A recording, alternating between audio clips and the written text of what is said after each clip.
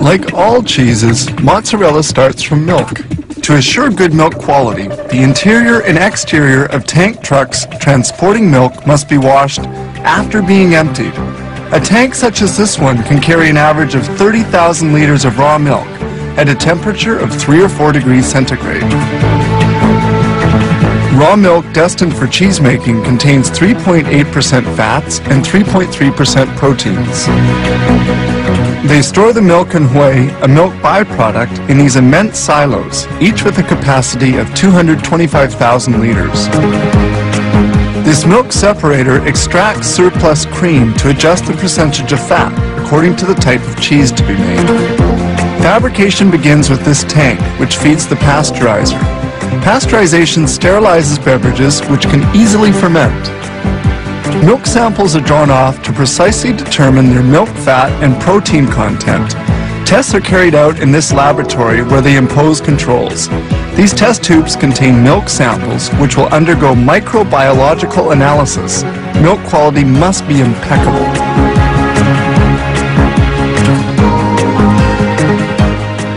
This is a curdler with a 25,000 liter capacity into which milk and other essential ingredients for making mozzarella are introduced, such as the enzyme rennet that curdles the milk. This mix must be well stirred and cooked. The agitators are used to cut the whey into little lumps. This step takes about 30 minutes. The temperature of the tanks depends on the type of cheese they're making. Agitators continue stirring the milk. Once cooking is done, the whey is pumped onto tables to be drained. It stays there for about 25 minutes. The solid and the liquid are now well separated.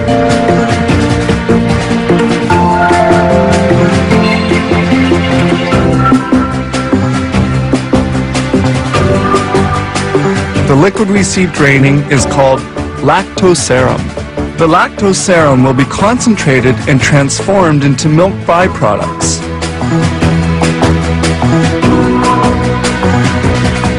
The water has been almost entirely extracted and the cheese particles are now sufficiently dry.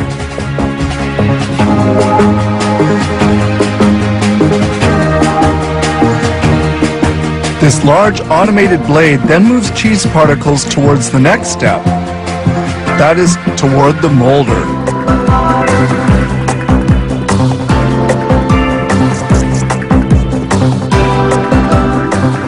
In the molder, the cheese is cut up before being carried to the cooker, the final processing step. It appears that this mozzarella has just the right texture.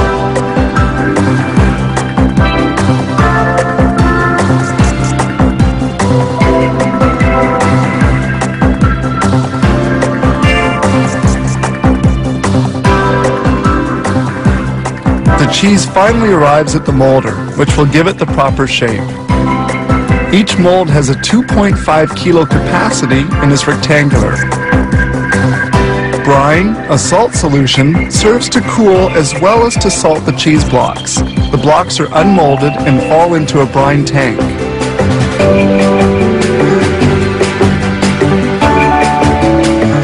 Following on, the cheese blocks will remain in another brine solution for a while. They are then carried by a conveyor towards another tank, where they will be immersed for 4 to 10 hours at a temperature of 2 degrees centigrade.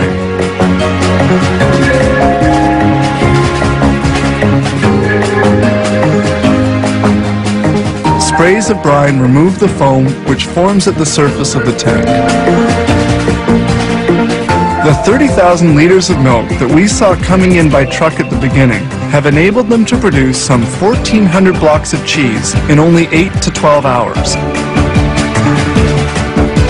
The cheese blocks are finally vacuum packed, ready for shipment.